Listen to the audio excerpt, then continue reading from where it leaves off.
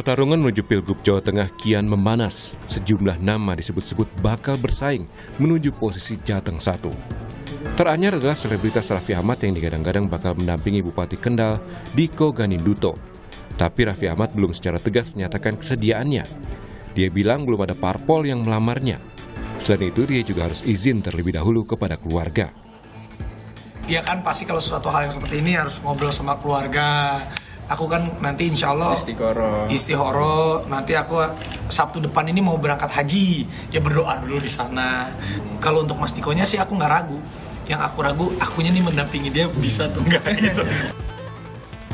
Selain Diko dan Raffi, sederet nama lainnya juga bermunculan. Seperti nama Menteri Sosial yang juga kader PDI Perjuangan, Tri Risma Harini. Ada juga Bupati Klaten, Sri Mulyani. Sri Mulyani mengambil formulir sebagai bakal calon wakil gubernur Jawa Tengah di kantor DPD PDI Perjuangan Jawa Tengah pada Senin 27 Mei lalu. Dia mengambil formulir sebagai calon wakil gubernur agar dapat mendampingi sosok calon gubernur yang akan diusung. Mantan Wali Kota Semarang sekaligus Kepala Lembaga Kebijakan Pengadaan Barang Jasa Pemerintahan atau LKPP, Hendrar Prihadi, juga turut meramaikan bursa Pilgub Jateng. Hendrar mengambil formulir pendaftaran sebagai bakal calon gubernur Jawa Tengah dari PDI Perjuangan. Ketua DPC PDI Perjuangan Kota Solo, FX Hadi Rudiatmo menegaskan, siapapun yang mendapat rekomendasi DPP PDIP wajib hukumnya bagi kader untuk memenangkannya. Bagi PDIP Solo, Pilkada Solo ataupun Jawa Tengah adalah kesempatan bagi PDI Perjuangan menembus kekalahan dalam pemilu presiden lalu. Saya mau ngomong nggak bisa atau bisa, karena saya sudah sebagai peserta kongres memberikan hak prerogatif ketua umum, ya siapapun yang ditugaskan di Jawa Tengah, ya tugasnya adalah untuk melaksanakan. Kemudian, ada pula sosok Kapolda Jawa Tengah, Irjen Ahmad Lutfi. Spanduk dukungan untuk Lutfi, maju Pilgub Jawa Tengah terus bermunculan di sejumlah daerah di Jawa Tengah. Akhir Mei lalu, Lembaga Survei Parameter Politik Indonesia merilis hasil survei terkait pemilihan Gubernur Jawa Tengah 2024. Hasilnya orang pertama yang paling populer adalah Taj Yassin Maimun yang mendampingi Ganjar pada Pilgub sebelumnya dengan 52,1%. Disusul mantan Wali Kota Semarang Hendrar Prihadi 40% dan Bupati Kendal Diko Ganinduto dengan popularitas 38,1%. Selain itu ada Muhammad Yusuf Kodluri atau lebih dikenal dengan sebutan Gus Yusuf. Ketua DPW PKB Jawa Tengah ini meraup suara responden sebesar 30,7%. Kemudian dari PDIP, politisi senior Bambang Wuryanto atau dikenal dengan Bambang Pacul sebesar 29,5%. Dan Kapolda Jawa Tengah Irjen Ahmad Lutfi dengan tingkat kepopuleran 28,3%. Lalu siapa yang akan dipilih warga Jawa Tengah untuk menjadi pemimpin mereka? Tim Liputan, Kompas TV. Jelang Pilkada 27 November 2024, sejumlah bakal calon gubernur mulai tes pasar. Seperti di salah satu daerah lumbung suara Jawa Tengah, tak ada petahana dan tidak ada pula sosok yang powerful di Jawa Tengah. Pada Pilgub 2024, apakah Jawa Tengah akan tetap menjadi kandang banteng? Seperti apa sosok yang akan memenangkan hati pemilih? Kita akan bahas bersama sejumlah narasumber. Ada Wakil Ketua Umum Partai Golkar Ahmad Doli Kurnia, juru bicara Tim Nasional Pemenangan Pilkada 2024 PDI Perjuangan Ciko Hakim, dan pengamat politik dari Universitas Diponegoro Teguh Yuwono. Selamat pagi Bapak-Bapak. Pagi. Selamat pagi. Pagi senior. Oke. Mas Ciko. Oke, Bung Ciko, ketemu lagi nih, masih bahas Jawa Tengah nih, karena memang menariknya Jawa Tengah ini sepertinya kalau kemarin kan pasca Mas Ganjar ya, kalau Mas Ganjar kan banyak sosok kuat gitu yang bisa menang. Tapi kalau Jawa Tengah sekarang sepertinya akan merata kekuatannya. Dan sejumlah kader PDI Perjuangan juga disebut-sebut akan bersaing di Pilgub Jateng. Mulai dari tadi di berita pengantar ya, ada Tri Risma Harini, lalu juga Sri Mulyani, hingga Hendrar Prihadi. Tapi sebenarnya saya ingin tanyakan, kriteria calon yang akan dipilih nanti untuk Pilgub Jawa Tengah oleh PDI Perjuangan apa sih kira-kira? Saya dulu ya. Ya, silakan Bung Ciko. Yang utama kita berbicara tentang masalah-masalah yang ada di Jawa Tengah ya kan, walaupun Pak Ganjar Pranowo sudah cukup berhasil menurunkan angka kemiskinan, namun tentu dibandingkan di daerah lain angka kemiskinan di Jawa Tengah itu masih cukup tinggi. Ini nomor satu. Jadi artinya saya sebut hanya satu itu dulu aja. Artinya bahwa yang menjadi concern utama adalah tokoh yang nantinya akan dapat memberikan sumbangsih dan kemajuan bagi daerah dimanapun itu di pilkada seluruh Indonesia ada 545 itu. Jadi itu yang utama. Jadi kita bicara soal tantangan-tantangan Jawa Tengah. Yang kedua tentunya adalah tokoh yang bisa diterima oleh semua kalangan. Juga kita tahu Indonesia ini sangat beragam, begitu juga Jawa Tengah. Dan yang ketiga dan yang paling cukup penting adalah sosok yang bisa memenangkan pilkada. Tapi kalau kita bicara tadi disampaikan bahwa Pak Ganjar kuat di periode kedua. Pak Ganjar itu kalau disurvei di periode pertama ketika beliau awal maju, ada sekali survei dilakukan oleh LSI itu beliau dengan angka 8%. Bibit Waluyo itu nggak besar sebenarnya awalnya ya? Nggak besar, bukan ini ya, bahkan condong ke nomor hampir di bawah gitu.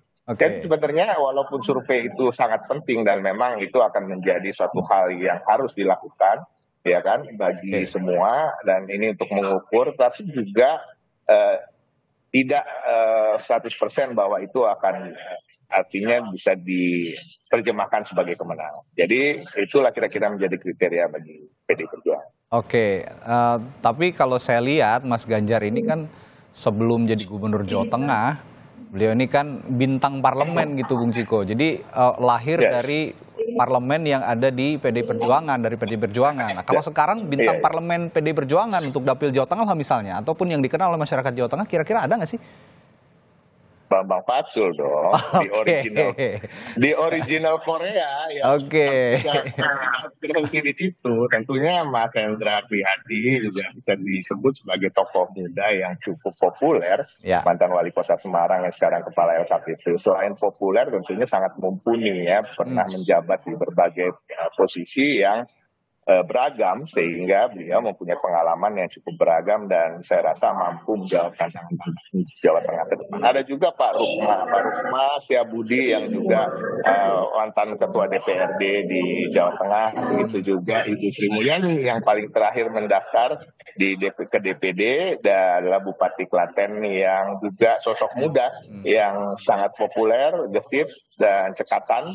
Dan ini sebenarnya ini yang menjadi masalah dalam tanda kutip ya bagi PDI Perjuangan, karena di internal kami sendiri penjaringannya akan sangat begitu ketat karena tokoh-tokoh yang kami miliki alhamdulillah cukup kompeten dan cukup mampu semuanya. Jadi kita betul-betul harus menjaring secara objektif dan semoga kita mendapatkan yang terbaik. Ke Pak Doli nih, Pak Doli kayaknya sambil jalan nih. Saya sambil tanya-tanya ya Pak Doli ya. Pak Doli, meskipun ada kader Anda di Jawa Tengah ya, Mas Diko Ganinduto, Bupati Kendal, tapi sebenarnya Golkar ini belum secara definitif gitu ya mengusung satu nama untuk Jawa Tengah. Sebenarnya kalau di Sumatera Utara kan penugasan langsung ke Bobi Nasution, begitu di Jawa Timur ada Bu Hovifah. Nah kalau Jawa Tengah apa yang masih dipertimbangkan Pak Doli?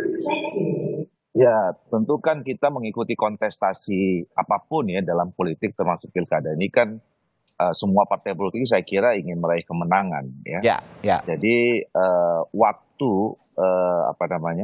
kapan itu akan kita putuskan sangat tergantung ketika kita sudah menghitung bahwa kemungkinan menang itu sudah didapat gitu ya. Nah, terus kemudian untuk pilkada ini tentu berbeda ya dengan pilpres dan pileg ya. Jadi kalau menghadapi pilkada ini kita tentu pertama kali melihat ketokohan seseorang yang mau kita ya. Apakah dia memang dianggap punya pengalaman pemimpinan, kemudian pengalaman untuk menjadi pengalaman politik, pengalaman birokrasi dan seterusnya. Itu yang saya kira juga, dan kemudian punya elektabilitas atau yang baik atau tidak gitu. Nah terus kemudian variabel yang kedua adalah tentu instrumen dukungan politik ya. Termasuk partai politik pengusung dan gabungan partai politik yang akan mengusung. Kami sadar betul di Jawa Tengah kan ini ya Pak Trump ini kan basisnya Om Ciko ini ya. Jadi kita kan harus hitung-hitung juga. Wah ini seru nih. Supaya peluang menang itu mana yang terbaik itu yang apa namanya akan kita nanti putuskan. Walaupun sekarang kita sudah punya beberapa alternatif nama ya yang kita anggap bisa kompetitif lah nanti di Jawa Tengah itu. Oke, nah saya spesifik lagi ke Mas Diko Ganinduto. Ini kemarin kan sempat malu-malu nih, katanya mau berpasangan dengan Raffi Ahmad, tapi Raffinya masih malu-malu. Tapi sekarang sudah tampak lebih intensif dan juga lebih solid sepertinya untuk punya intensi yang sama untuk maju di Pilkada Jawa Tengah. Nah, Raffi ini kemarin bareng sama Mas Diko juga pakai baju Jateng ngegas gitu. Ini sudah intensinya sudah kelihatan sekali. Tapi sejauh ini restunya sudah diberikan belum sih ke Raffi dan Mas Diko? Kita sekarang masih mengeksersis ada 3 nama ya. Oke. Termasuk 2 di antara 3 nama itu ya Saudara Diko dan Saudara Raffi. Ada satu lagi Pak Lutfi yang memang sudah berkomunikasi dengan teman-teman di DPD Partai Golkar Jawa Tengah. Jadi 3 nama ini sekarang sedang kita cermati secara mendalam mana nanti yang memang punya peluang untuk peluang menang di kontestasi Pilkada Jawa Tengah. Oke, pertimbangannya untuk Pak Lutfi apa nih? Kalau khusus untuk Pak Lutfi, Doli? Ya, pertama kan beliau juga sudah punya cukup pengalaman ya memimpin kepolisian di Jawa Tengah. Oke.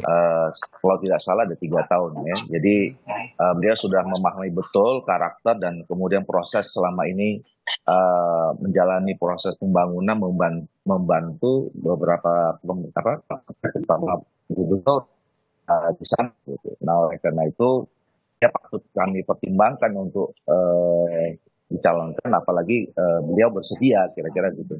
Oke, saya ke Pak Teguh. Pak Teguh, tadi kalau menyimak pernyataannya Pak Doli, ini sepertinya Golkar juga masih masih melihat Jawa Tengah ini sebagai kandang banteng, karena tadi menyebut saya harus juga hitung-hitungan, kata Pak Doli, gitu. Golkar harus hitung-hitungan.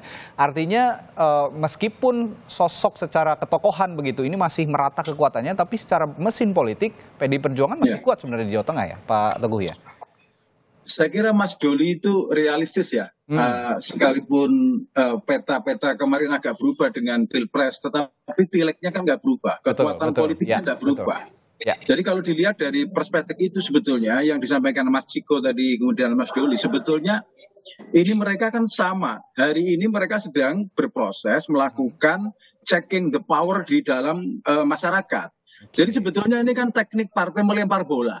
Dengan mengekspos bagaimana para calon ini mendaftarkan diri, kemudian dilakukan survei secara sporadis oleh para peneliti. Sebetulnya itu kan masih tahapan kalau dalam pacaran itu namanya masih lirik-lirikan ya, belum DKT lah ya Pak ya.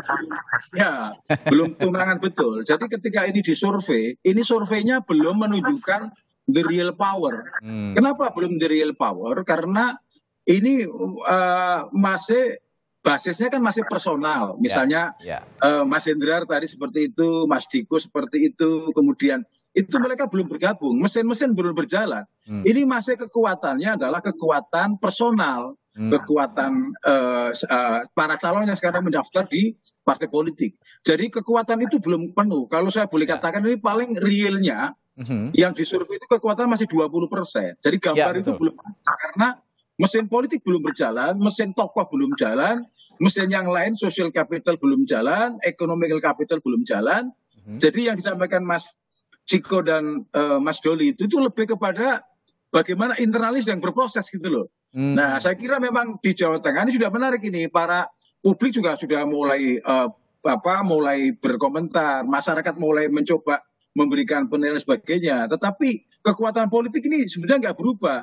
Dari PDI Perjuangan, PKB, Gerindra, Golkar. Bahkan yang menarik itu perolehan kursi Golkar dan Gerindra kan sama ya, angkanya 17. Ini juga menarik.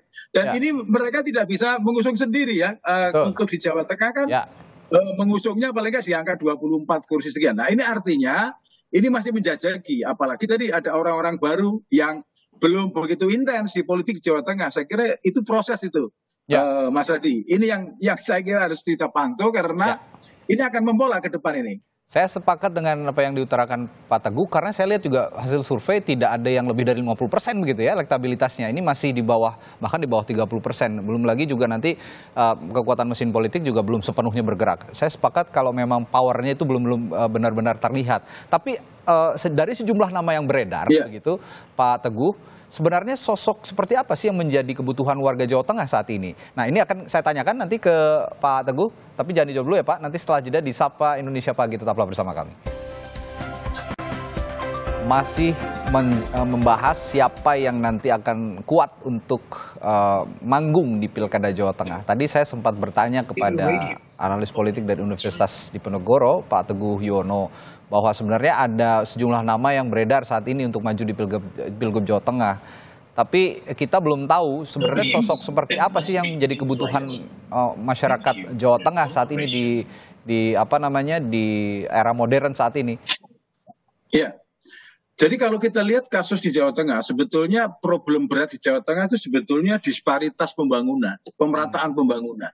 Tadi yang dikatakan Mas Ciko itu benar bahwa kemiskinan menjadi masalah. Tetapi kemiskinan itu berada pada titik tertentu yang tidak merata. Jadi ada daerah yang sangat cepat berkembang, ada daerah yang sedang berkembang, bahkan ada yang banyak tertinggal. Yang jadi masalah, yang tertinggal itu sekitar 70%. Sementara yang sedang itu sekitar 10-20%, sementara yang maju itu hanya sekitar 5-10. Jadi pusat-pusat itu hanya ada di Solo, hanya ada di Semarang, hanya ada di yang sebelah barat, ada di Tegal dan sekitarnya. Sementara yang selatan-selatan ini cukup tertinggal. Jadi kemiskinan di jalur tengah juga cukup tertinggal. Jadi sebetulnya kalau dari perspektif pembangunan, sosok gubernur apa yang dimimpikan di Jawa Tengah adalah yang bisa melakukan percepatan secara bersamaan. Ada semacam ada semacam pola atau model yang memungkinkan orang bergerak bersama gitu loh. Artinya apa? Ada daerah yang bisa maju bersama, ada daerah yang bisa melakukan percepatan secara bersama-sama. Ini yang jadi masalah. Jadi itu betul dari kemiskinan, tetapi pemerataannya itu tidak indah sekali. Baik, sebelum saya ke Bung Ciko nih, sepertinya Pak Doli mau take off. Saya tanya dulu ke Pak Doli nih. Kalau gitu Pak Doli, melihat tadi kriteria-kriteria ataupun yang diutarakan oleh Pak Teguh tadi, kebutuhan masyarakat Jawa Tengah seperti yang dipaparkan. Ini yang pas yang mana dari 3 nama yang sedang digodok Partai Golkar kira-kira? Ya, kalau dilihat proses ini sampai tahap sekarang kita sudah punya 3 nama, sebetulnya kita sudah menganggap 3 ini cukup punya kapasitas untuk tiga-tiganya memenuhi kebutuhan gitu ya. Untuk kita proses pada tahap berikutnya. Ya, walaupun nanti kan kita akan uji ya soal apakah kapasitas itu diterima, punya daya akseptabilitas oleh masyarakat atau tidak. Itu kan nanti akan kita uji di survei pertama, kedua, dan ketiga. Kita rencana ada 3 kali survei. Ini yang pertama sudah berjalan. Nah, jadi kan kita juga punya subjektivitas ya terhadap 3, 4, atau 5 nama. Tetapi kan pada akhirnya yang menentukan itu kan rakyat Jawa Tengah. Nah, apakah pandangan kita sama atau tidak? 3 tokoh yang sedang kita godok ini punya kapasitas di mata mereka, itu yang akan kita uji. Makanya mereka kan sekarang kita minta untuk bersosialisasi, menyampaikan visi misinya, nanti program apa yang mereka akan sampaikan, dan seterusnya. Ya, baik. Pak Doli sepertinya sudah harus take off ya Pak Doli ya. Ini saya juga ada kendala komunikasi juga, sudah mau take off. Jadi sepertinya harus saya sudahi dulu untuk Pak Doli. Terima kasih Pak Doli sudah bergabung pagi hari ini, menyempatkan diri. Safe flight ya Pak ya sampai tempat tujuan. Sehat selalu Pak Doli. Yuk, sama-sama. Ya, saya ke Bung Ciko nih. Bung Ciko, menarik ketika tadi ada sosok-sosok yang diutarakan oleh kriteria sosok ya, kebutuhan masyarakat Jawa Tengah terhadap sosok-sosok ini yang diutarakan oleh Pak Teguh. Nah, kira-kira dari banyak kader PDI Perjuangan yang dipercaya juga masih menjadi, sebenarnya Jawa Tengah masih jadi kandang lah dari PDI Perjuangan. Itu yang paling pas ke nama-nama siapa aja nih, Bung Ciko? Saya rasa yang saya sebutkan tadi ada 4 nama ya yang utama ya, bahkan mungkin akan ada lebih lagi ya. Kita juga nggak tahu nanti di DPP tentunya pada akhirnya ini kan menjadi juga bagian dari keputusan akhir yang akan diambil oleh ketua umum, dan seperti yang sebelum-sebelumnya PDI Perjuangan kan selalu patuh dan selalu akan bergerak untuk siapapun yang akan dipilih nanti sebagai calon kepala daerah. Nah, tapi kalau kita sebut seperti Mas Bambang Pacul yang sudah beberapa kali, saya rasa ini yang kelima kalau nggak salah menjadi anggota DPR dengan dapil Jawa Tengah, ya kan, juga Mas Hendral yang pernah jadi wali kota Semarang, ada juga Bu Sri Mulyani, Bupati Klaten, dengan Pak Rufma yang ketua DPRD. Artinya mereka semua sangat memahami problem-problem yang ada di Jawa Tengah, yang khususnya yang disampaikan oleh Pak Teguh Yuwono tadi di Sepakat Pembangunan. Saya sangat sepakat terkait itu. Memang ada daerah yang sedikit tapi begitu maju, tapi juga jurangnya atau gapnya dengan yang lain masih terlalu jauh, dan ini juga harus menjadi perhatian. Dan saya rasa keempat tokoh yang saya sebut tadi, dan mungkin akan ada tokoh-tokoh lain yang kita juga belum tentu Bu Risma nggak maju juga di Jawa Tengah. Nah, ini kan juga ada kemungkinan-kemungkinan seperti itu. Artinya siapapun yang akan diusulkan dari internal kader, ini semua mempunyai rekam jejak, pengalaman, dan juga memahami birokrasi, administrasi, keuangan, penganggaran, dan lain-lain yang terkait dengan semua yang terkait dengan apa yang harus dilakukan di pemerintahan daerah. Jadi sebenarnya kami mempunyai masalah dalam tanda kutip, artinya sesuatu hal yang positif.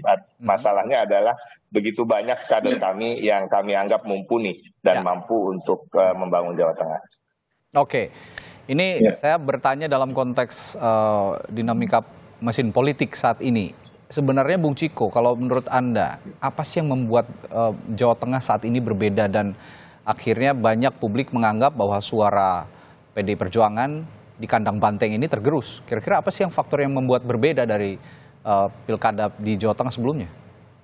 Saya rasa kalau kita bicara soal pemilu legislatif, kami masih menjadi juara ya di Jawa Tengah. Tidak terlalu banyak perubahan di situ. Tapi kembali lagi, memang yang agak menjadi tantangan ketika menghadapi pilkada Jawa Tengah kali ini, bahwa incumbent ini, walaupun kami begitu banyak memiliki kepala daerah, tingkat bupati maupun wali kota, tidak sedang menjabat karena sudah diganti oleh PJ-PJ. Nah, ini yang memang jujur saja akan menjadi tantangan. Yang berbeda dengan ketika memenangkan Pak Ganjar Pranowo misalnya, gitu ya. Jadi masih ada semacam kekuatan-kekuatan dari kepala daerah untuk dapat berkampanye dan lain-lain untuk membantu pemenangan. Tapi itu nggak ada masalah. Terkait dengan Jawa Tengah, kami masih meyakini bahwa kandang banteng ini masih solid. Dan tentu dengan daya upaya yang luar biasa, apalagi dengan kekalahan di pemilu presiden kemarin, ini justru yang membuat banteng itu semakin kuat. Banteng ini kalau terluka ini kan menggeliat dan akan semakin keras bertarung, dan tentu insya Allah akan menyebut kemenangan. Nah, ini menarik, saya jadi ingin membahas juga soal penjabat kepala daerah ini yang sebenarnya kalau boleh bisa dikatakan ini berada di bawah kendali pemerintah pusat begitu. Nah, ini konteks Pilpres kemarin juga banyak sekali kan keluhan dari PDI Perjuangan soal PJ-PJ ini yang menggerakkan mesin politik, meskipun mereka ini adalah birokrat yang ditempatkan di daerah gitu. Sejauh ini melihat penjabat-penjabat kepala daerah khususnya yang ada di Jawa Tengah dengan kekuatan mesin politik PDI Perjuangan saat ini, masih bisa mengimbangi ya Pak Bung Ciko ya? Masih atau tidaknya kan kita akan lihat nanti. Tapi prinsipnya dalam tanda kutip harus bisa, dan harapan kami tentu kejadian-kejadian yang tidak baik dan tidak patut untuk diulangi lagi yang terjadi pada pemilu dan pilpres kemarin, kami harap tidak akan terulang lagi. Dan ini mohon maaf ya, tadi dikatakan oleh Radi bahwa ini adalah keluhan dari PDI Perjuangan. Tapi saya juga bisa mengatakan bahwa ini adalah fakta-fakta yang terjadi di lapangan. Kalau kita bicara soal pelanggaran dan cawe-cawe penguasa kan, ini juga bahkan disebut oleh hakim-hakim konstitusi di dissenting opinion. Jadi ini artinya suatu hal yang disinggung, artinya ini sesuatu yang ini realita yang ada, dan harapan kami ini tidak akan terulang demi majunya dan sehatnya demokrasi. Ya. Saya juga minta pendapat Pak Teguh nih, melihat posisi penjabat-penjabat kepala daerah Pak yang ada di Jawa Tengah. Ini bagaimana sejauh ini? Termasuk juga kan saat ini Gubernur Jawa Tengah ya, ini adalah penjabat begitu yang dijabat oleh Pak Nana Sujana. Ini secara politis posisinya seperti apa Pak menghadapi Pilkada Jawa Tengah menurut pandangan Anda? Kalau secara politik sebetulnya yang penting itu adalah kemampuan para kandidat di dalam merayu rakyat. Karena pilihan terakhirnya itu bukan di PJ, bukan oleh siapapun, tetapi rakyat yang berkuasa. Vox populi, vox dei. Suara rakyat, suara Tuhan. Jadi saran saya untuk Mas Ciko adalah kita rayu rakyat, kita backup rakyat, karena pilihan ada di mereka. Jadi orang dikenal, orang kemudian dicintai oleh rakyat, itu yang akan dipilih. Jadi ketika orang sudah dibangun dengan sebuah loyalitas politik, sebuah loyalitas pilihan yang besar, begitu dia tertimpa angin sekalipun, dia tidak akan berubah pilihan. Justru sekarang menurut saya tugas kandidat, tugas partai politik yang bertarung adalah memastikan bahwa pilihan-pilihan yang dipilih oleh rakyat itu pilihan-pilihan yang tidak tergoyahkan. Nah, karena apa? Saya melihat ada kekuatan-kekuatan besar ya yang terjadi sekarang ini yang merubah orang dalam pilihan. Medsos misalnya. Kita tidak sadar ya bahwa kemarin pemilu kita, pilpres kita, itu hampir 50-60% itu orang-orang muda loh yang bertarung. Betul. Mereka yang bermain di medsos. Karena apa? Dengan jangkauan sekian juta orang, sekian ratus juta orang, bahkan di Jawa Tengah sekian puluh orang, itu yang bisa menembus itu adalah medsos. Kalau kita silaturahmi ke 35 kabupaten kota, ke sekian ribu desa, kelurahan di Jawa Tengah, nggak akan nembus itu dalam waktu setahun atau dalam waktu sekian bulan. Yang bisa ditembus itu adalah menggunakan media-media politik, menggunakan model-model yang kemudian rakyat akan memberikan simpati kepada kandidat. Bahkan kalau ini bisa dilakukan, saya kira ini target yang perlu didorong. Jadi soal kemudian ada intervensi lain ke kota lain, saya kira kalau rakyatnya sudah terikat itu saya kira kok sulit ya dipermainkan itu. Saya kira ini menurut saya poinnya kembali ke rakyat, karena vox populi vox dei itu tidak bisa ditolak gitu di dalam politik kita. Jadi kekuatan partai politik untuk dan juga sosok ya yang diusung partai politik di Pilkada Jawa Tengah untuk merebut hati rakyat, kuncinya di situ, bukan kuncinya di situ. Meskipun ada iming-iming begitu ya nanti kalau ke depannya. Mas ada dua sos, satu medsos. Gimana Bung Ciko silakan. Ada dua sos yang bisa merebut hati rakyat, satu medsos. Ini jadi satu anomali ketika kalau memang nanti kalau partai politik ataupun mesin politik tidak bisa merebut hati rakyat dan mendorong sosoknya untuk bisa dicitrakan berada di barisan rakyat, ya ini juga agak anomali untuk kita mengatakan bahwa PJ itu tidak berpengaruh. Jadi berpengaruh juga gitu kira-kira. Nah, kalau saya tanyakan soal ini juga, saya kemarin menyimak pernyataan Mas Hasto nih, saya ke Bung Ciko ya. Bung Ciko, kemarin Mas Hasto bilang, kalau dalam konteks pilkada, ngomongin kerjasama politik gitu, PDI Perjuangan tidak maulah dengan partai-partai politik yang orientasinya haus kekuasaan. Nah, saya tertarik dengan pernyataan Mas Hasto itu. Kira-kira kalau di Jawa Tengah, partai-partai mana saja yang tidak masuk dalam kriteria haus kekuasaan itu? Belum ada yang kita lihat dari situ terkait itu ya. Tapi kan ini kan suatu hal yang menurut saya juga partai-partai manapun akan sebenarnya dalam hatinya akan mengatakan hal yang sama. Itu kan suatu hal yang normatif apa yang disampaikan Mas Hasto. Bahwa kami tidak akan bekerja sama dengan partai yang ingin melanggar konstitusi, dan tidak menjunjung tinggi demokrasi atau supremasi hukum atau mempermainkan hukum dan lain-lain. Jadi saya rasa ini pernyataan normatif. Kalau kita bicara partai politik yang ada di Indonesia, saya rasa dan harapan kami semua tentunya tidak ada yang seperti itu. Jadi ini pernyataan yang normatif disampaikan oleh Pak Hasto, cuman mungkin diksi yang dipilih adalah diksi yang negatif.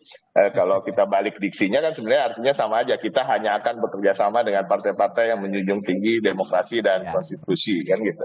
Jadi intinya saya rasa ini juga diinginkan oleh semua partai. Pada prinsipnya PDI Perjuangan untuk pilkada ini di 2024 di 545 kabupaten kota maupun provinsi ini total, kita terbuka untuk menjalin kerjasama dengan partai manapun dan terkait dengan calon kepala daerah atau calon wakil kepala daerah manapun, yang utamanya tentunya menjunjung tinggi ideologi kita, ideologi Pancasila, kebinekaan, dan juga kerakyatan. Nah, ini aja yang menjadi concern kami, dan ke depan harapan kami kita dapat bekerja sama dengan banyak partai untuk tentunya membangun Indonesia yang tidak mudah.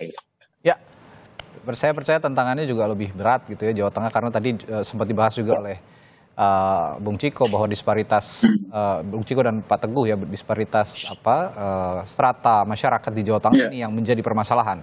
Nah, terakhir ke Pak Teguh, kalau saya tanyakan soal konfigurasi politik, konfigurasi partai politik, tadi Bung Ciko mengatakan sekarang pernyataan-pernyataannya masih normatif, tapi kalau saya tanya ke outsider seperti Pak Teguh ini, terutama analis politik di kampus gitu, melihat konfigurasi partai politik yang pas di Jawa Tengah untuk PDI Perjuangan, kira-kira dengan siapa nih? Ya, saya kira kalau dilihat dari peta politik ya, ini feeling saya tuh paling di antara 2 atau 3 pasangan ya. Kalau lebih dari 3 pasangan saya kira kok sulit ya, karena kalau kita lihat sebetulnya kekuatan parpol kita itu kan satu power ada di PDI Perjuangan, kemudian ada di PKB, kemudian ada di Gerindra.